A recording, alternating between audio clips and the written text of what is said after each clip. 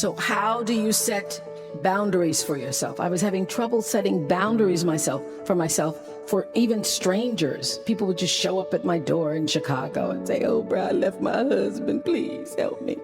And I would, because she knows I have it. So what I learned is that, the reason why people keep showing up is because my intention is to make them think that I'm such a nice person, that you can ask me for anything, you can get me to do anything, I'm gonna say yes, I'm gonna say yes. So when Stevie called me this time, I thought I'd try out my first no on Stevie. Let's start big.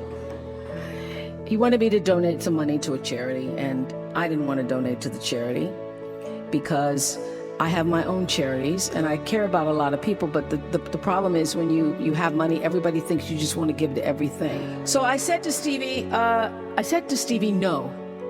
And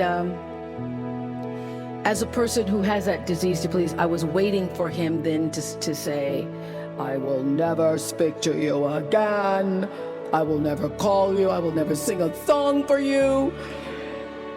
And he didn't. He just said, "Okay." "Okay? Okay, it's okay?" He said, "Okay, check you later."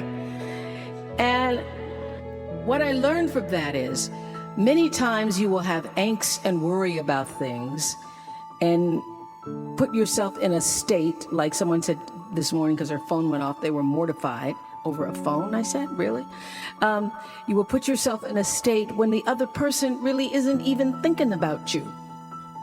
So learning that I could specifically determine for myself what the boundaries were for me to be human. I've come to understand that what Marianne Williamson said is true. There's really only two emotions that count, and that's love and that's fear. And in all of your movements through life, you're either moving in the direction of one or the other. In order to have a meaningful life, you have to choose love. And not the schmaltzy-daltzy kind of love, but the kind of love that really counts. The kind of love that when everything else is going wrong and nobody even knows you're choosing it, you choose love. The kind of love that says, "I'm here for you no matter what," you choose love. The kind of love that means you make the right decision even when you know the other person is wrong. You choose love, because love is not just, it's a verb, and it's everything that represents kindness and grace and harmony and cooperation and reverence for life. I've learned to choose love over fear, to choose love and peace rather than choosing to be right. That was a big lesson for me. If there's one force field that rules and dominates the meaning of life for me, it is living my life with a pure sense of intention. Now, this came to me because I used to be one of those people who had the disease to please. I said yes many times when I knew I should have been saying no, and then I would be mad at myself for saying yes. Anybody ever done that? You say yes, then you're mad when they come back again.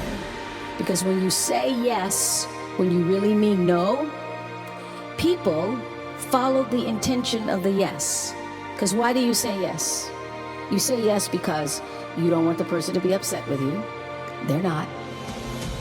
You don't want the person to be angry. You want the person to think you're nice. They do. And that is why they keep coming back. I couldn't understand it. So this is what I learned through intention. Nothing is showing up in your life that you didn't order there.